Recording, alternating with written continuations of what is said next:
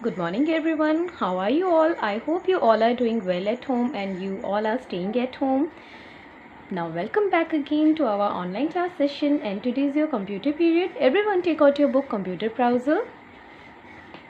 As you all know, our chapter 3 is going on. हम लोगों का chapter 3 हमने previous classes में read किया था. ये chapter मैंने आपको explain किया था.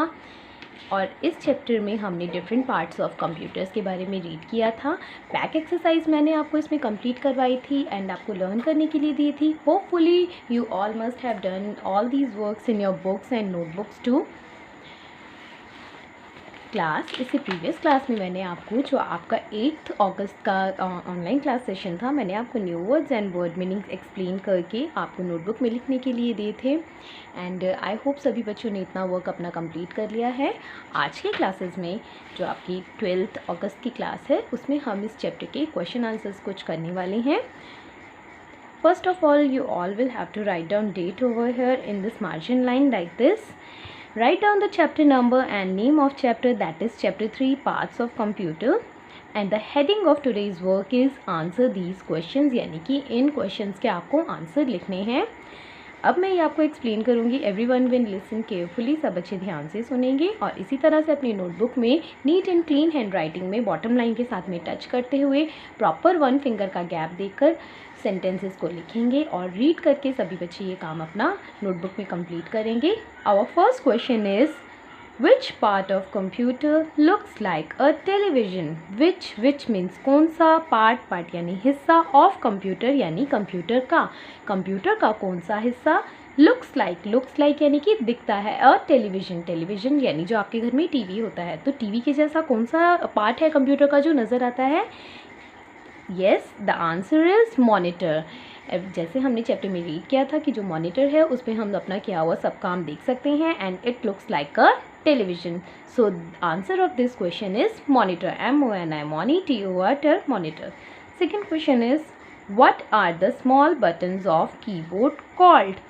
व्हाट आर यानी क्या है, द स्मॉल बटन्स जो छोटे छोटे बटन्स होते हैं कीबोर्ड में, उसे कॉल्ड मीन्स क्या कहा जाता है. जो कीबोर्ड में स्मॉल बटन्स हैं उसे क्या कहा जाता है? हम उसे बटन्स नहीं कहते हैं, हम उसे कहते हैं कीज़, जैसा कि हमने चैप्टर में रीड भी किया था. तो answer of this question is small buttons of keyboard are called keys.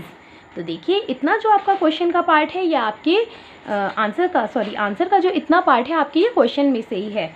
इस तरह से आप लिखेंगे स्मॉल बटन्स ऑफ कीबोर्ड. ये आपने सेम टू सेम क्वेश्चन में से ही उतारना है. कीबोर्ड के बाद में आप लिखेंगे आर और फिर लिखेंगे कॉल्ड कीज़, KEYS कीज़, यानी जो स्मॉल बटन होते हैं कीबोर्ड पर उन्हें हम कहते हैं keys. Our third question is, what is the full form of CPU, यानी CPU का फुल फॉर्म क्या है? आपको मैंने बताया था कि CPU is the most important part of computer का सबसे इंपॉर्टेंट पार्ट होता है and it is also called the brain of computer. इसे कंप्यूटर का हम ब्रेन यानी दिमाग भी कहते हैं, जिसकी मदद से, जिसकी हेल्प से कंप्यूटर सारा ही काम करता है. तो आपको इसकी फुल फॉर्म बतानी है. फुल फॉर्म यानी CPU को हम CPU को अलग अलग हम क्या बोलते हैं? तो C का मीनिंग होता है सेंट्रल, CENTRAL सेंट्रल. P का मीनिंग होता है processing, PRO pro. CESSING sing, processing. And U का मीनिंग होता है UNIT यूनिट. तो CPU का फुल फॉर्म है central processing unit. So class, your today's homework is do these question answers in your notebook and also learn them. Homework for today is learn and write.